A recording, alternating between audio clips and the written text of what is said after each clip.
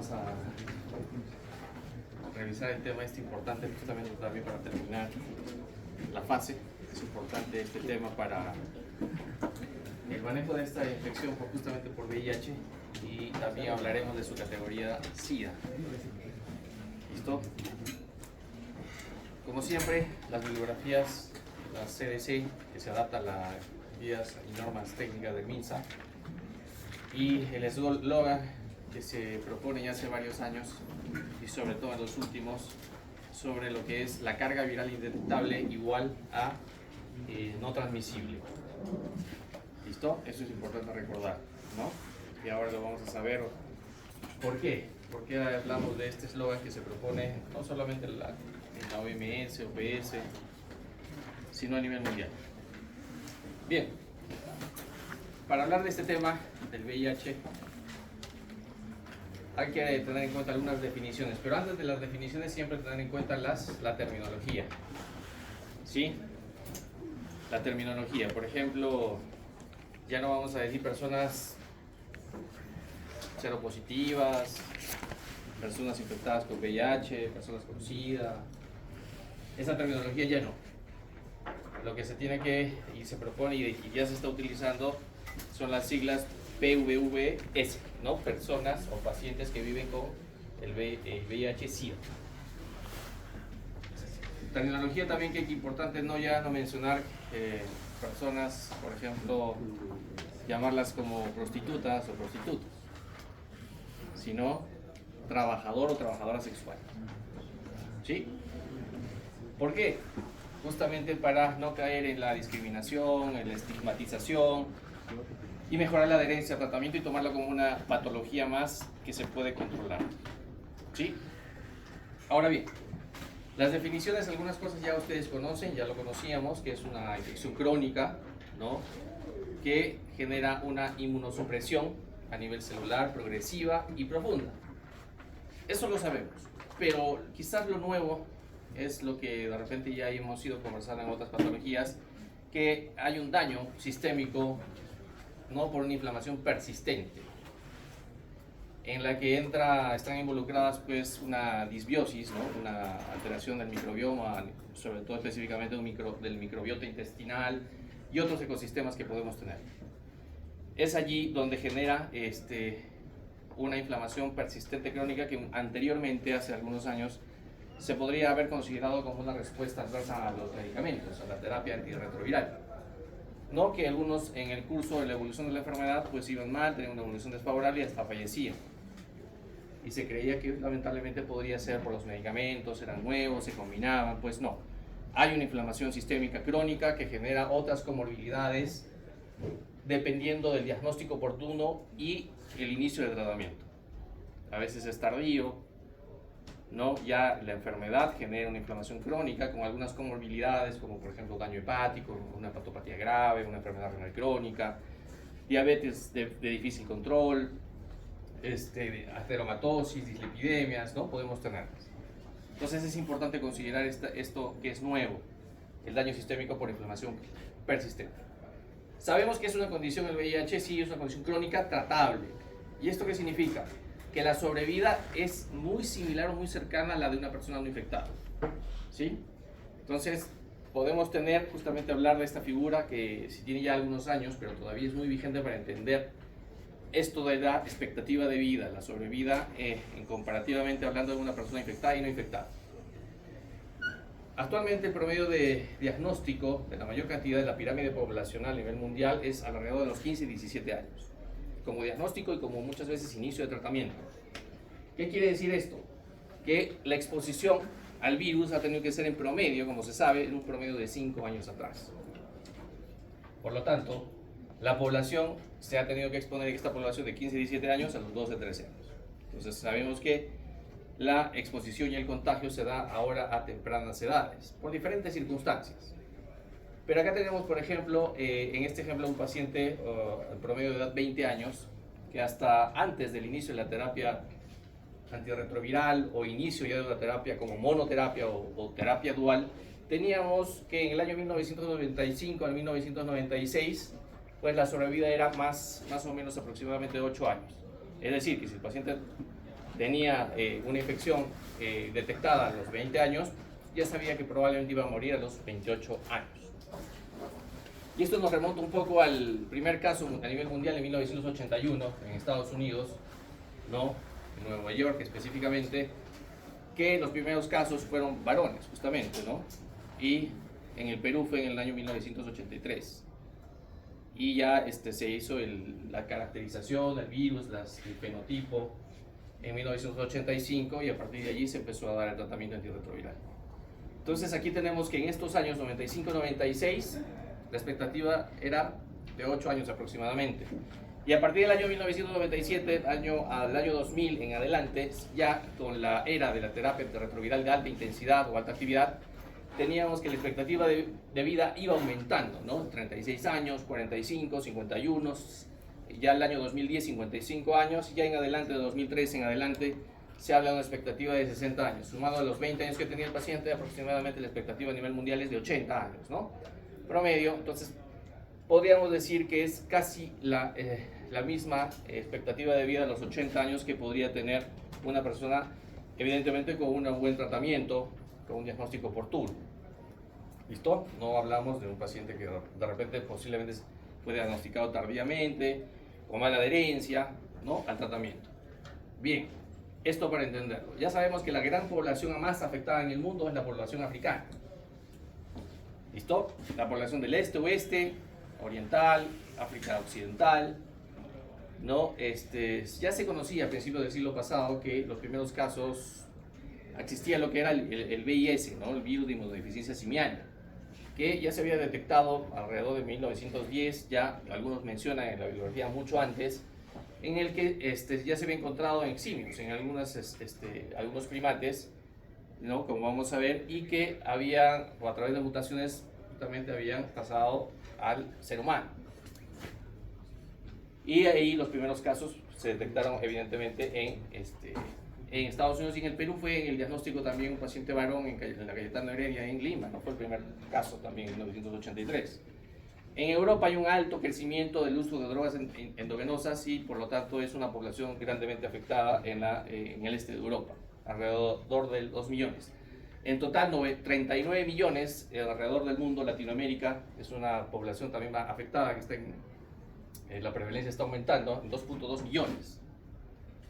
Bien, como dijimos, hablando de las poblaciones afectadas ya, ¿cuál dijimos que es la población más afectada?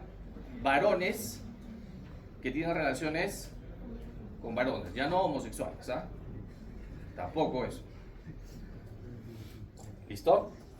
Es la población más afectada, 23%. En segundo lugar, ¿quiénes tienen la población más afectada? En segundo lugar, son los clientes de los trabajadores sexuales. Muchos de ellos se olvidan de la profilaxis, ¿no? Quizás las trabajadoras sexuales sí tienen en cuenta mucho esto, pero los que no son, no se protegen, ¿no? Y a veces pues no solamente van a un encuentro sexual, sino también pueden tener más de uno. Y es un 20%. Poblaciones, por ejemplo, las trabajadoras sexuales 11%, personas que utilizan drogas endovenosas 9%, y las personas transgénero 2%. Aunque en el Perú, particularmente, y entre otras poblaciones de Latinoamérica, hay una gran población transgénero afectada, ¿no? Lo vemos, ¿no? Quizás en pantalla, lo vemos muy seguido, y es una población importante. Se habla de un 30%. Bien, en el Perú, como dijimos ya hablando localmente, desde 1983 al 2020, la población, la prevalencia, la incidencia, y no solo la incidencia, sino la prevalencia ha ido en aumento. A excepción de hablar pues del año 2020 con la pandemia, que generó pues subregistros y no se considera la estadística como debía ser. Pero como vemos, el número de casos, vamos a ver a nivel de cada región y departamento. El Arequipa, estamos ubicados en el quinto lugar, si consideramos Lima y Callao por separado. Evidentemente Lima es el primer lugar por diferencia, ¿no?, de acuerdo a la pirámide poblacional y la población en general, ¿no? El total de la población no se eleva la estadística. En segundo lugar, Callao, y la selva siempre ha sido afectada. Ellos, dentro de todos los departamentos, Loreto, ¿no? Luego La Libertad, luego Arequipa. Es cierto que esto quizás la estadística puede haberse cambiado en los últimos 3 o 5 años. Evidentemente, algunos dirán, pues ha habido una migración poblacional latinoamericana, en el que ha podido variar no solamente los clientes, sino también las trabajadoras o trabajadores sexuales, ¿no? Y esta estadística probablemente ha sido mucho mayor en algunos departamentos, dependiendo sobre todo de los departamentos del norte y centro, ¿no? Incluido en la nuestra también. Bien, se habla en el Perú al 2020 de 136.396 casos reportados por PVVS, ¿no? Pacientes que viven con VIH-Sida. Ahora bien, esto ya lo conocen. Anteriormente se conocía el VIH como un género lentiviral, ¿no? De evolución lenta. Esto ya no es así. Sabemos que va a depender de factores del virión, del huésped, ¿no? Sobre todo mucho ahora del huésped, del diagnóstico, del inicio de tratamiento, y es de la familia Retroviridae porque es un mecanismo de transcripción inversa a través de la transcriptasa reversa o inversa. La estructura, tenemos, ya sabemos, la parte de la envoltura, que la envoltura del virión tiene un complejo glicoproteico de 160 porque tiene dos partes, ¿no? La glicoproteína 41 y la 120. Una es la de transmembrana y otra la proteína de acoplamiento, como vamos a ver en un momento. Y además tiene a nivel de la cápside, a nivel nuclear, en la matriz, la P17, que rodea el núcleo del virus, y en el propio núcleo del virus hay la proteína de la cápside P24, que también es importante al momento del diagnóstico, como vamos a ver, y hay que recordarla. Hay dos moléculas de ARN monocatenario en sentido positivo recubiertas por una proteína de nucleocápside. Hay enzimas, ¿no? Que esto es parte ya del... se van a codificar por el gen POL de polimerasa, ¿no? Y tenemos la enzima transcriptasa inversa, la integrasa y la proteasa. De los subtipos de VIH ya sabemos que el más frecuente es el VIH tipo 1 a nivel mundial y en el Perú. Es muy similar al VIS, ¿no? Virus de inmunodeficiencia del simio, en chimpancés. Y 4 subtipos, el MNOP. El más frecuente de ellos es el subgrupo M, 90%. Dentro de este subgrupo se puede subclasificar con letras de la A a la H, igual que en el tipo 2, VIH tipo 2, que tiene una infecciosidad más baja y una virulencia también menor. Esto en África Occidental, sobre todo, ¿no? Y es muy similar también al virus del VIS, pero de especies primates en monos mangabeyi tiznados, ¿no? Y como dije, hay subgrupos de la A a la H, en el que el del virus tipo 1, el más frecuente de estos subgrupos es el tipo B. Sabemos que la transmisión puede ser a través de fluidos, sangre, semen, lactancia, la leche materna, secreciones vaginales. Por lo tanto, la lactancia está proscrita, salvo en el África, en algunas regiones de extrema pobreza, en que la mayoría de pacientes fallecen no por VIH, sino por hambre, ¿no? Entonces ahí no se proscribe la lactancia. Entonces hay que tener en cuenta eso. El genoma del virus tiene 9 genes que codifican 15 proteínas virales. Ya sabemos el gen de la envoltura, el gen GAG, que es un grupo de antígenos, grupo específico, que significa GAG, y el gen de la polimerasa. Ya hemos visto la de envoltura, el complejo glicoproteico 160, el GAG, que es las glicoproteínas P24 y P17.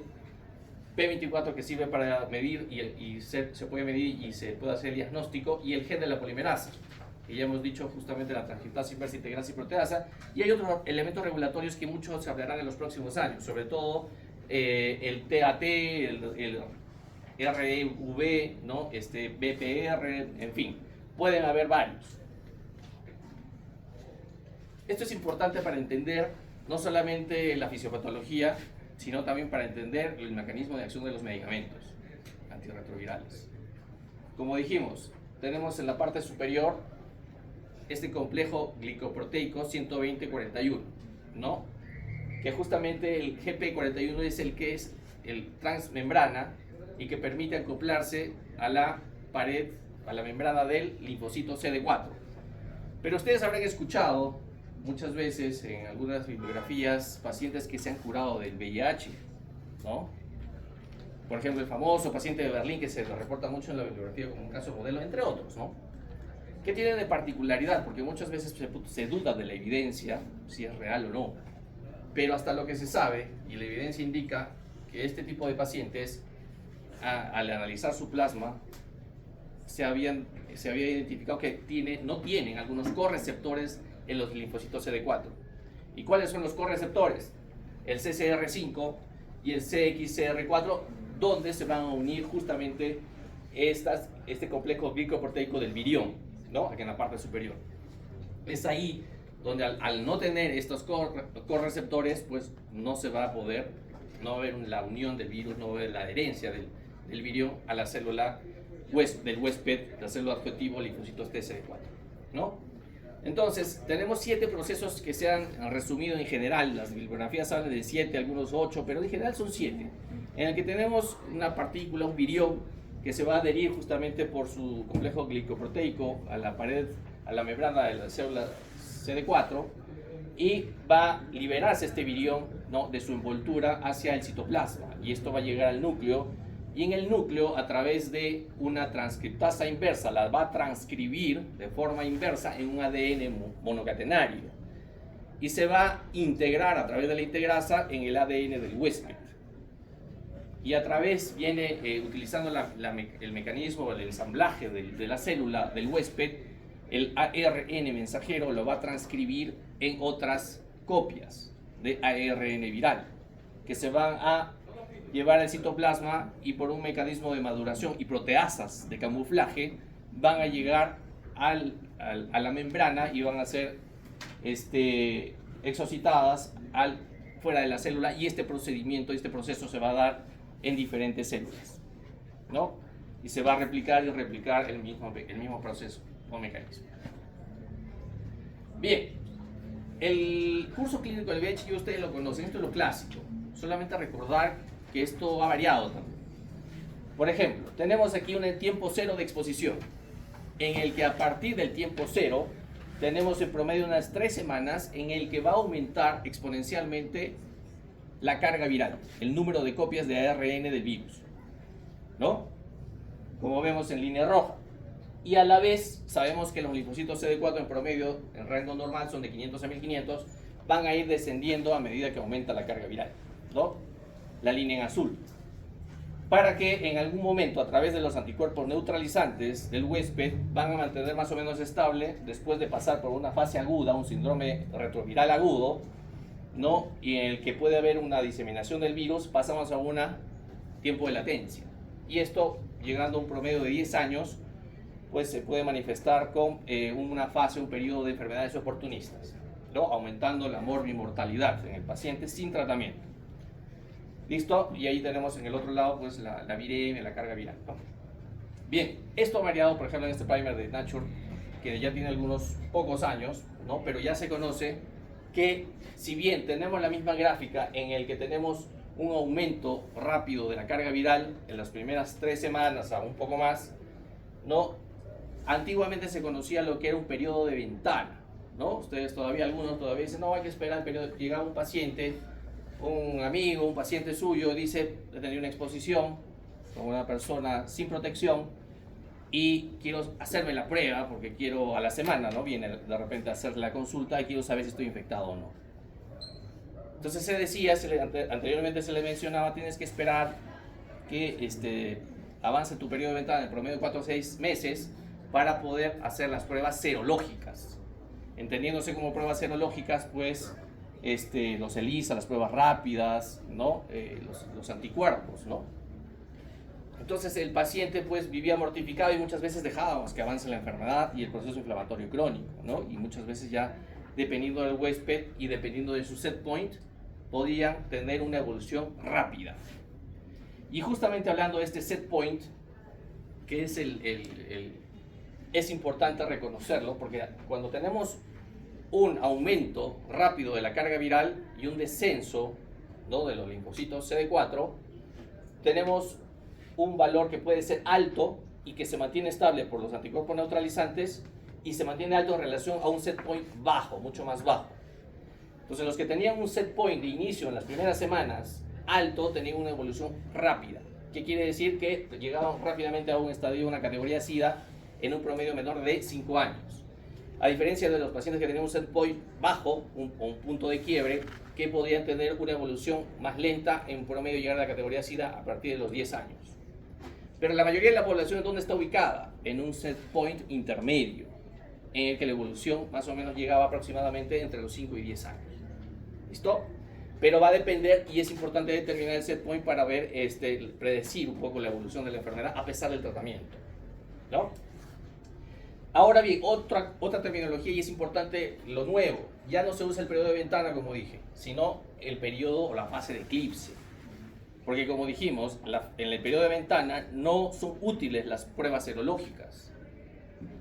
Pero se habla de una fase de eclipse que son aproximadamente los 10 primeros días del tiempo cero, en el que ninguna prueba va a ser útil. Y esto que estoy hablando de un tiempo corto.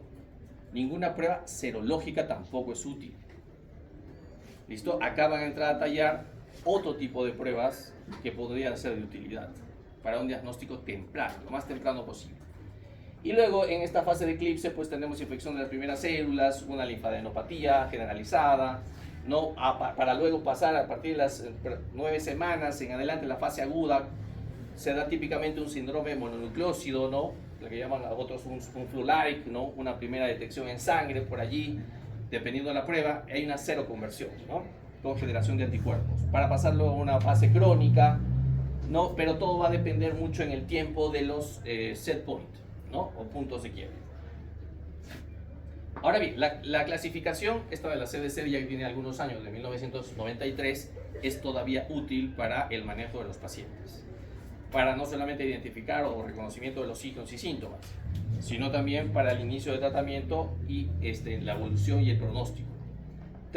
Se conjugan en sí dos variables, ¿no? Las categorías A, B, C y el conteo de los linfocitos CD4. La categoría A es asintomático, se constituye un síndrome retroviral agudo, hay una linfadenopatía generalizada, y la categoría B es sintomático. Ya podemos encontrar algunos síntomas, pero esta categoría no tenemos características o algunas patologías que no están ni en la A ni en la C.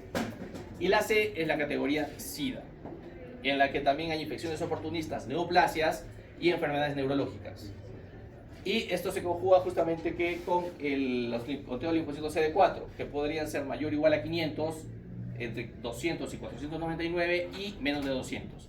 Lo podemos tomar en porcentajes de acuerdo al paciente, ¿no? Mayor o igual a 29%, 14 28%, menos de 14%. Por lo tanto, al hablar de definir SIDA, categoría SIDA, y esa ha sido una pregunta muy frecuente en exámenes y también para el reconocimiento de pacientes, se habla de un recuento de linfocitos CD4 por debajo de 200, o un porcentaje de linfocitos CD4 por debajo de 14%, o al menos una condición definitoria de SIDA, que sería infecciones oportunistas o enfermedades asociadas a inmunosupresión. ¿Qué quiere decir? La categoría C1 o C2. ¿Listo? Para considerarlo también como categoría SIDA, síndrome de inmunodeficiencia adquirida para el reconocimiento. Es importante también reconocer el SIRI, el síndrome, ¿no?, inflamatorio de reconstitución inmune. Esto es importante reconocer porque tiene mucho que ver con el tratamiento. ¿Qué significa? Es un empeoramiento de la clínica por infecciones oportunistas preexistentes o no tratadas cuando se inicia la terapia antirretroviral. Ojo, terapia antirretroviral puede ser llamada terapia retroviral combinada, ¿no? Como en este caso la TARC, terapia antirretroviral targa, ¿no?, de gran actividad, o simplemente terapia antirretroviral TARV, ¿no?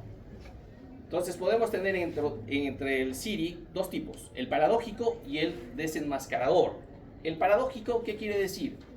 Que es el empeoramiento de una patología que ya se conocía previamente al inicio del tratamiento. Ya había un diagnóstico, ¿no? Pero un desenmascarador, no teníamos un diagnóstico y empeoran los síntomas de esta enfermedad que se diagnostica después de haber iniciado el tratamiento antirretroviral. Frecuentemente, ¿dónde se ha visto el SIRI? En pacientes con tuberculosis. ¿Listo? Que podían tener diagnóstico o no.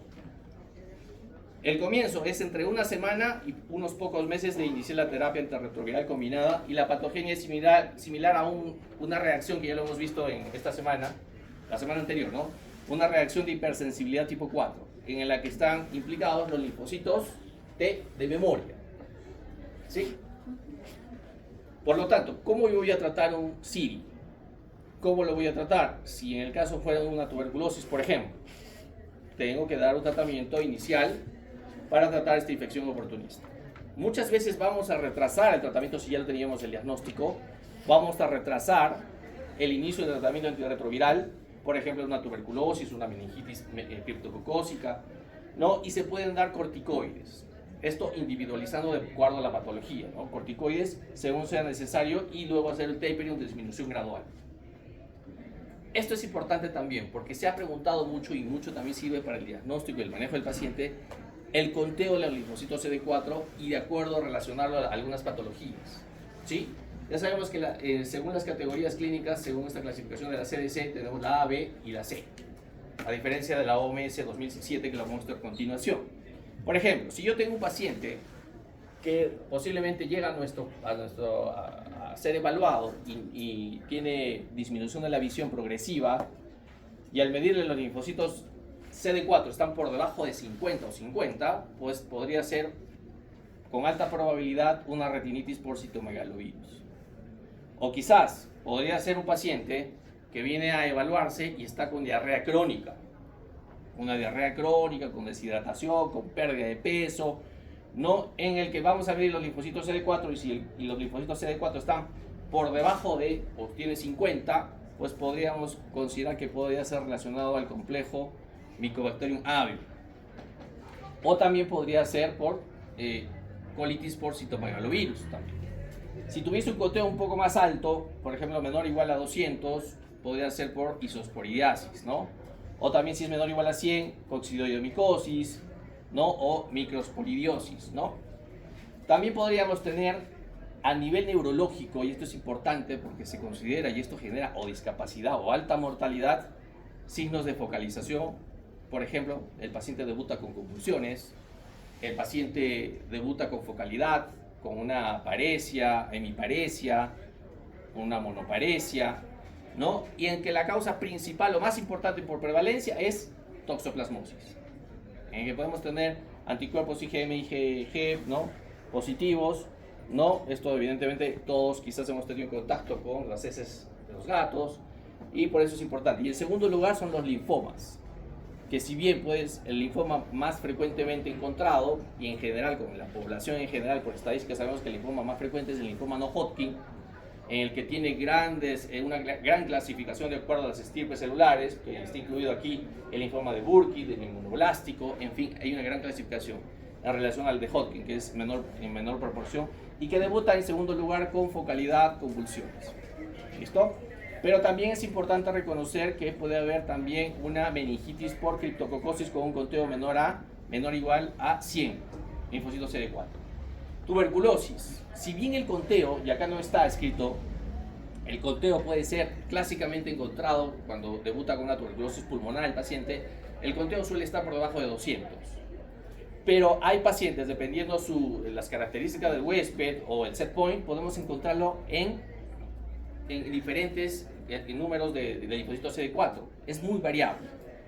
¿Listo? No siempre vamos a encontrar por debajo de 200, puede ser con 300 y ya tiene una infección, una tuberculosis pulmonar o de repente hasta miliar. Neumonías bacterianas, pueden ser neumonías sobre todo de qué tipo? Atípicas. Sobre todo porque hongo, ¿no? Porque ya no es parásito, ¿no? No.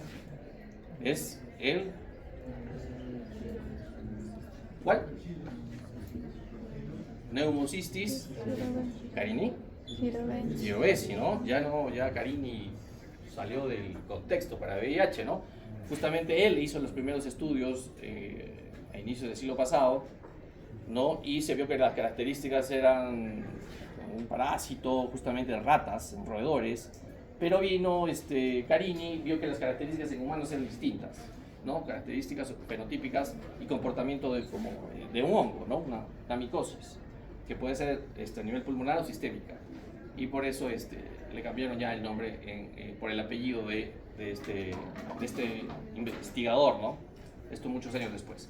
Bien, acá podemos tener también el primer caso a nivel mundial se diagnosticó con debutó con neumonía típica y con sarcoma de Kaposi, ¿no? Lo que se conoce ahora. Y para esto sabemos que, ya dijimos, neumonías bacterianas también, o neumonías por este hongo de Pneumocystis jirovecii. Tenemos el sarcoma de Kaposi con conteo por abajo de igual a 500. Pero también pueden debutar también con infecciones por Bartonella enselae, ¿no? Que es el arañazo del gato, ¿no? Angiomatosis basilar.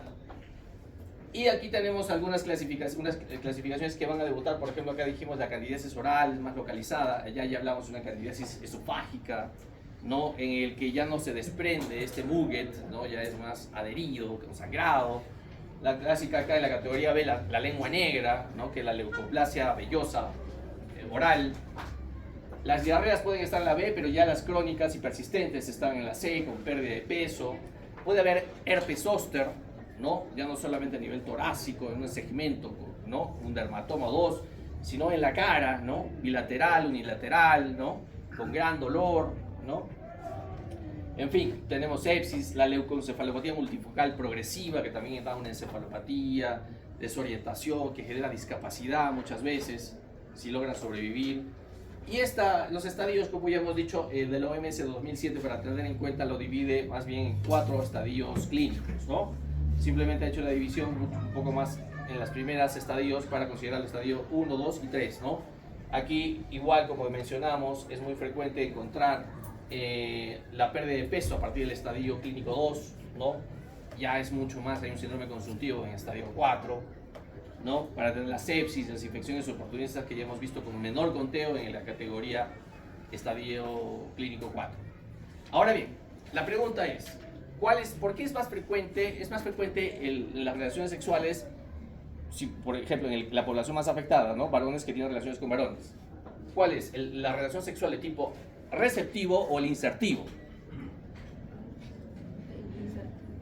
El insertivo, ¿qué tiene de particular el huésped que es receptivo? ¿Qué tiene de particular? Ya estamos muchos años después en esto y ya se conoce, ¿no? ¿Cuál es la característica que lo hace que esta población sea más frecuentemente contagiada, ¿no? Infectada? Desgarro de la mucosa anal, rectoanal.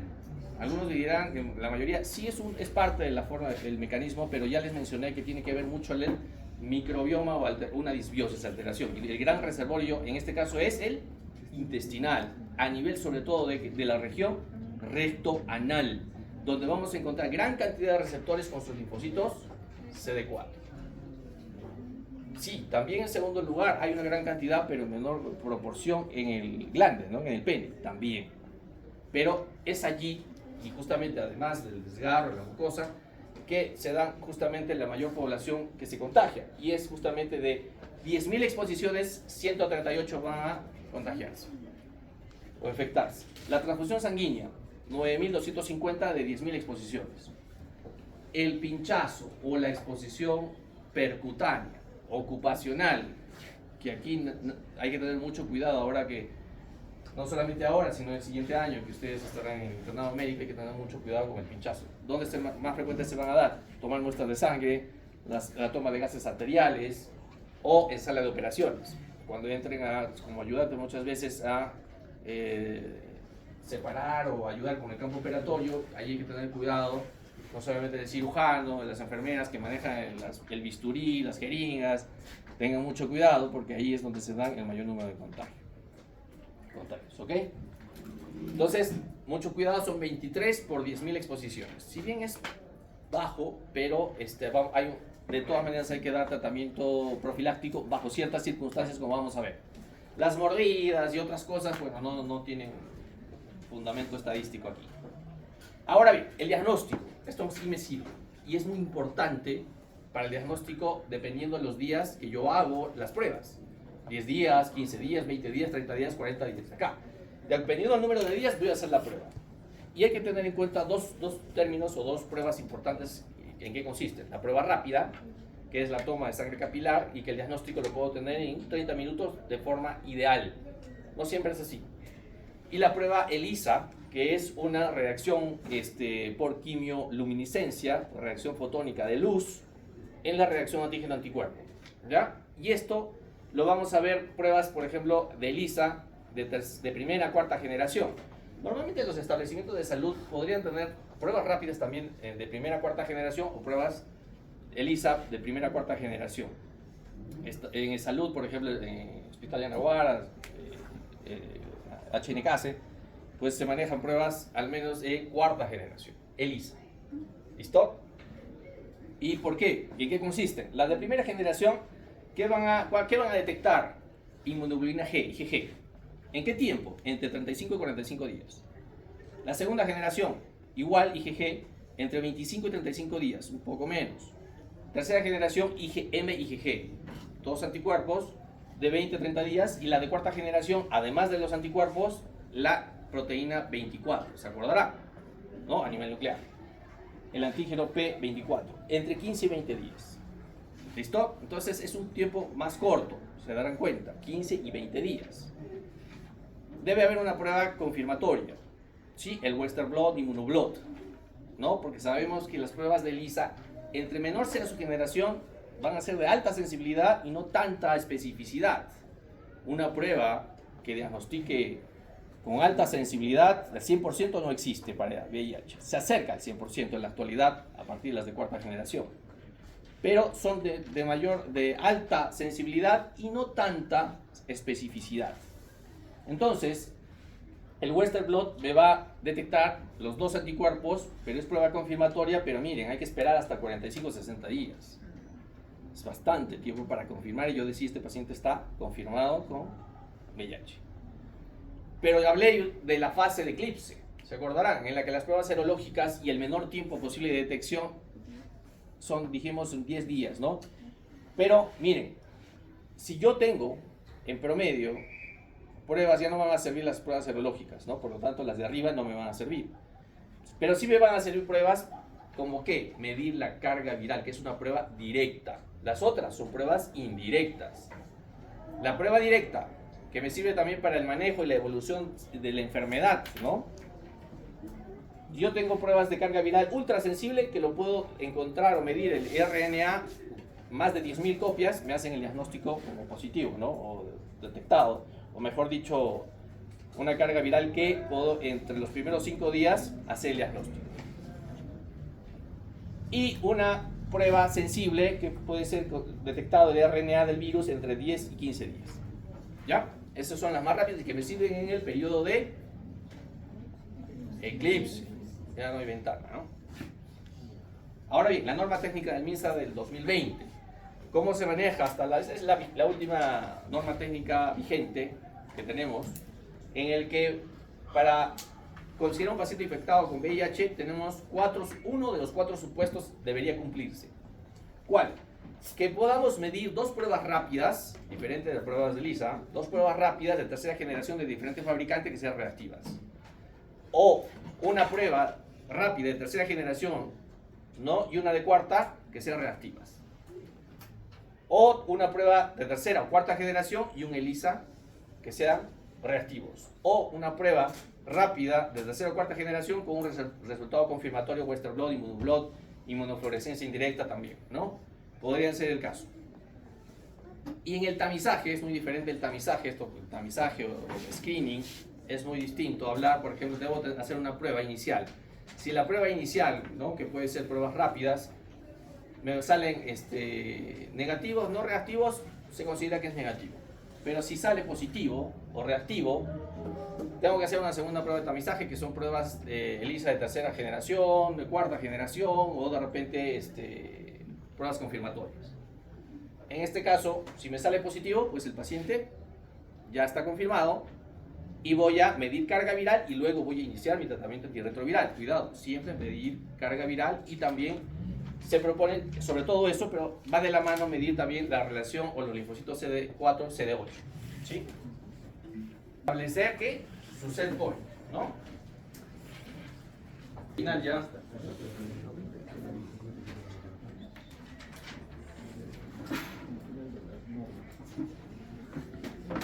Pueden haber pruebas discordantes en el que se pueden tomar ELISAs asociados a otras pruebas confirmatorias.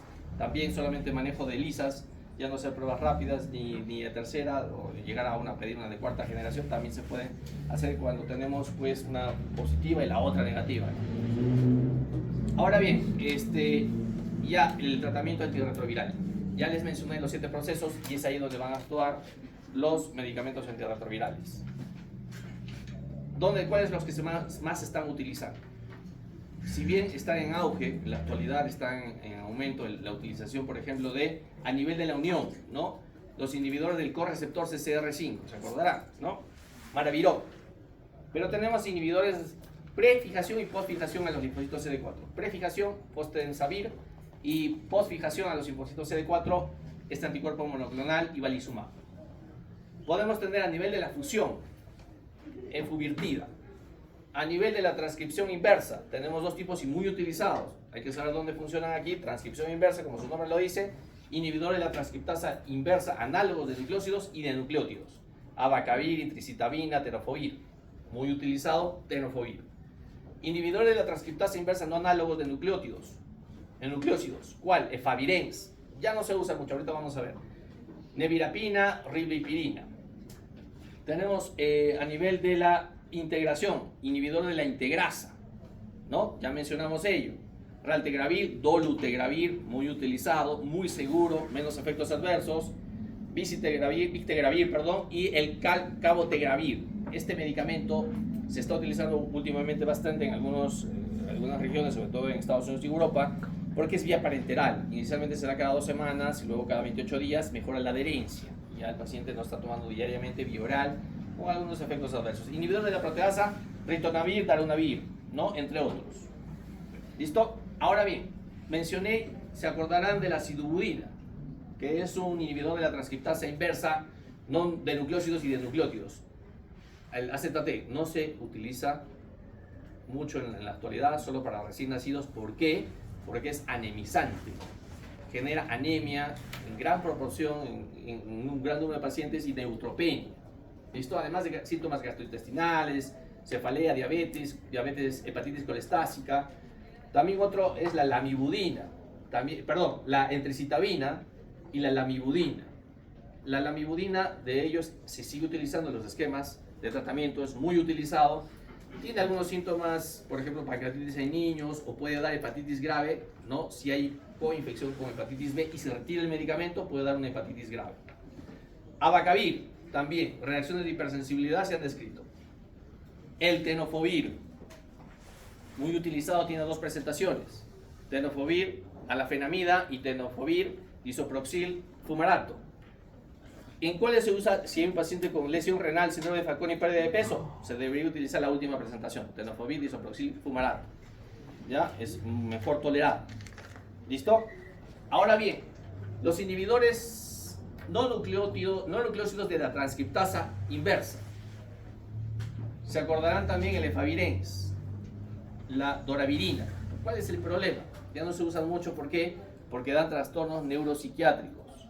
Por ejemplo, disforia, disminuye la concentración, mareos, ¿no? El paciente a veces está inquieto, no duerme, ¿no? Y tenemos en este grupo también la nevirapina, pero puede dar en algunos pacientes necrosis hepática, erupciones, reacciones graves, cutáneas, bajo ciertas circunstancias.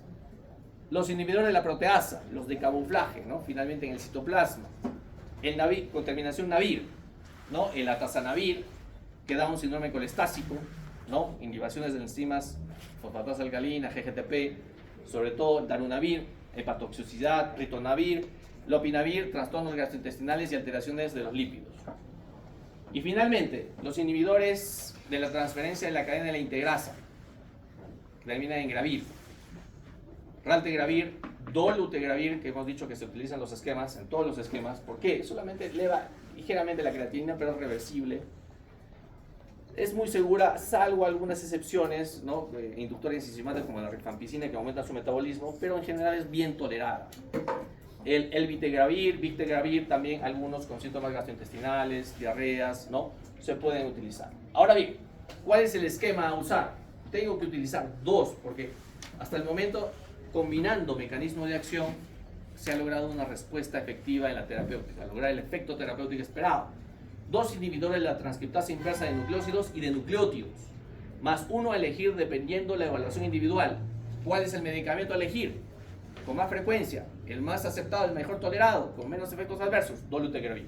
Por eso se utiliza un tenofovir, lamivudina y dolutegravir, 300, 300 y 50, en una tableta de dosis fija combinada. Si la hay en MINSA, si la hay en Salud, mejora la adherencia, los 3 medicamentos en una sola tableta. Y tenemos el tenofovir, lamivudina, efavirenz, en los casos que hay alguna contraindicación. Es raro, pero podría haber al dolutegravir o tenofovir, enfencitabina, efavirenz. Pero ¿cuál es el problema del efavirenz? Hemos dicho que da trastornos neuropsiquiátricos. Eso hay que tener en cuenta a la hora de dar esta tableta de dosis fija combinada. Ahora bien, si el paciente tiene tuberculosis, tiene una coinfección, sabemos que el tratamiento específico va a durar en promedio 9 veces. La primera 2 meses, la primera fase y la segunda fase 7 meses. 9 meses en total. ¿Cuál es el tratamiento? Tenofovir, lamivudina, dolutegravir, con la salvedad que la dosis de dolutegravir será de 50 miligramos 2 veces al día si el esquema específico incluye rifampicina. ¿Listo?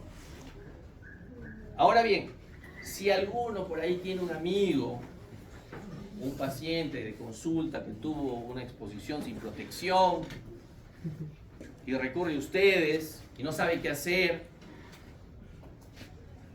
esto también casos de violación. Entonces aquí hay que darle la profilaxis post-exposición no ocupacional. ¿Cuál es el...? Evidentemente pues no conoce de esa paciente o de la trabajadora sexual, no sabe nada, pues entonces hay que darle profilaxis con tenofovir, lamivudina, dolutegravir, igual el mismo esquema, pero por 4 semanas, una tableta cada 24 horas, o hay otro esquema, dependiendo de la disponibilidad, tenofovir, entricitabina, darunavir, ritonavir, por 4 semanas también, o si no, dependiendo de la disponibilidad, tenofovir, entricitabina, lopinavir, ritonavir, por 4 semanas igualmente. Ahora bien, hay que darle profilaxis para ETS, ¿no? Enfermedad de transmisión sexual. ¿Para qué? Para clamidia y para sífilis, entre otras, pero principalmente ellas con ceftriaxona 250 miligramos, dosis única, acitromicina 500 miligramos, 2 tabletas, dosis única, y penicilina benzatínica 2.4 millones, intramuscular, dosis única. Hay que hacer seguimiento, sí, tamizajes en los siguientes meses para sífilis y VIH, hepatitis B y hepatitis C. Hay que hacer seguimiento de este paciente que lamentablemente ha tenido una exposición no ocupacional. Ahora bien, el pinchazo o exposición ocupacional, todos aquí esperemos que no suceda nunca, pero hay que conocerlo. Si sucediera, tenemos que, lo primero, saber si el caso fuente es VIH positivo o desconocemos su serología. El paciente estuvo allí y desapareció, no sabemos de él.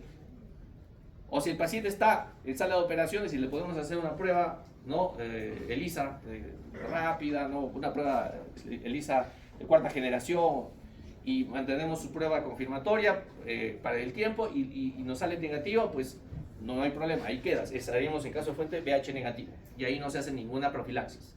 Pero si es positivo y la serología es negativa, desconocida, daremos el clásico esquema, ¿no? Tenofovir, lamivudina, dolutegravir, 300, 300 y 50.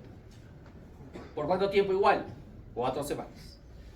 Dependiendo de la disponibilidad, igual tenofovir, entricitabina, darunavir, ritonavir, 4 semanas, o los primeros, tenofovir, entricitabina, ritonavir lopinavir, también por 4 semanas. Esto importante, dentro de las primeras 72 horas. Entonces, apenas suceda, hay que ver el caso fuente, reportarlo, ¿para qué? Para iniciar la profilaxis. ¿Listo? Esto es inmediato. No esperar, ¿qué hago? No sé qué hacer. No, hay que actuar. ¿Listo? Porque pasan las 72 horas y la efectividad de la terapia antirretroviral disminuye grandemente. Gestante con VIH. El diagnóstico es similar al paciente que hemos visto para paciente con infección por VIH que no es gestante. Dijimos las 3 pruebas rápidas, o del caso de una tercera y una de 4ª generación prueba rápida, reactivas, o una prueba rápida y un ELISA positivo, o una prueba rápida de 3ª o 4ª generación y una prueba confirmatoria. Al recién nacido, ¿hay que hacerle pruebas serológicas? No. Al recién nacido se le hace pruebas PCR, reacción en cadena de la polimerasa. Queremos detectar a nivel proviral. ¿Dónde se da esta infección proviral? A nivel, dijimos, de la integrasa, de acción de la integrasa para, ¿no?, integrar el ADN monocatenario que ya se había transcrito inversamente y que se va a transcribir justamente ¿a dónde? Hacia dónde se va a incorporar al ADN del huésped. Es ahí, por medio de la integrasa, que queremos evitar justamente y hacer pruebas y dar el tratamiento, ¿no? Por eso se hace PCR lo más temprano posible, entre el primer y tercer mes, ¿no? Evidentemente. Entre más temprano, mejor. Ahora bien, y ya para terminar, tenemos VIH en la gestación. Podemos tener 3 escenarios. Quienes acá sean ginecólogos, estén rotando por un servicio de ginecología, tenemos que reconocer 3 escenarios para ustedes. Para que no se les puede escapar una gestante, por ejemplo, que una gestante con VIH diagnosticada durante la atención prenatal viene donde ustedes, se hace un control prenatal, se le hace pruebas o ya se le estuvo en curso haciendo pruebas y sale VIH positivo, pero que este paciente no recibió tratamiento antirretroviral, se perdió en el camino y llega a su parto y ya teníamos por antecedente que era una PPBS. Sin tratamiento se le va a iniciar este esquema: tenofovir, entricitabina, raltegravir, ¿no? Los 2 primeros medicamentos son una tableta cada 24 horas y el raltegravir cada 12 horas. El recién nacido, ¿qué va a recibir? Sidobudin por 4 semanas. O un segundo escenario, la gestante con VIH que estuvo recibiendo terapia antirretroviral antes del embarazo, ya había sido paciente conocida, llega aquí a la atención de su parto. Entonces puede haber 2 posibilidades acá con la atención de parto: que pueda hacerse una cesárea que disminuya el riesgo pero no lo elimina, o un parto vaginal. ¿Cuándo vamos a optar por cesárea? Cuando la carga viral es más de 1000 copias, y si es menos de 1000 se puede optar por parto vaginal. Ahora bien, si la paciente vino recibiendo y le medimos la carga viral y es indetectable, ¿cuándo hablamos de carga viral indetectable? Menos de 50 copias de ARN. Entonces vamos a mantener, si es indetectable, mantenemos un mismo esquema. Si es detectable, más de 50 copias, esquema del escenario 1. Sidoburina para el recién nacido por 4 semanas. O el escenario 3, gestante diagnosticada de VIH en el trabajo de parto. Esto sí quizás es un poco más complicado, dependiendo de los recursos, en el que vamos a dar un tratamiento con tenofovir, entricitabina y raltegravir. ¿Listo? Y ahora recién nacido varía aquí. Ya no solamente sidobudina, sino lamivudina por 6 semanas y nevirapina en 3 dosis al nacimiento, al tercer día y al 7º día. ¿Listo? Las vacunas. Las vacunas es también importante dependiendo del conteo de linfocito CD4. Si es mayor a 200, podemos optar por virus vivos atenuados, en el caso que sean vacunas virales. Pero si es menos de 200, virus inactivo. Entonces, pues hay que vacunarlos para hepatitis B, para influenza, difteria, tétanos y neumococo. ¿Listo? Porque ya saben que estos pacientes son más vulnerables, hay que vacunarlos. Bien, para ustedes, para terminar. Un varón de 21 años acude a consulta con un cuadro agudo de fiebre, adenopatías cervicales y rash cutáneo. Es el clásico ejemplo, ¿no? Según refiere el paciente, hace 3 semanas tuvo una relación sexual que pudo ser de riesgo, ¿no?, para contraer el virus del VIH. Indique cuál de las siguientes respuestas es la verdadera. Una serología VIH, VIH2 negativa, realizada por medio de una técnica ELISA, descarta la posibilidad de que el paciente haya sido contagiado con el virus VIH. La B, el proceso clínico que padece el paciente no concuerda con el de una infección aguda por VIH. C, si el test de ELISA del paciente fuera positivo, no sería necesario realizar nada más para el diagnóstico de la infección por VIH. D, la técnica de ELISA tiene una alta sensibilidad para el diagnóstico de infección por VIH, pero su especificidad es aún mayor. Y E, si el test de ELISA para diagnosticar VIH en el paciente fuera negativo, podríamos determinar por la técnica de PCR la carga viral en sangre. Me levantan la mano y justificando por qué y descartando la última, las alternativas que no cuadran. A ver. Para mí es la A. La A. Sí.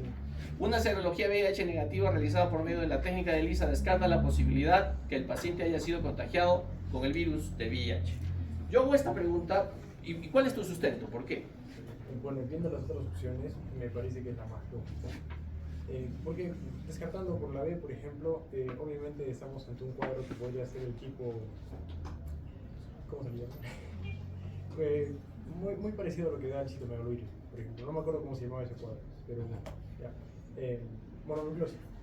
El test de ELISA del paciente fuera positivo no sería necesario realizar. No, sí es necesario porque se tiene que hacer un segundo test para después pasar a otra prueba.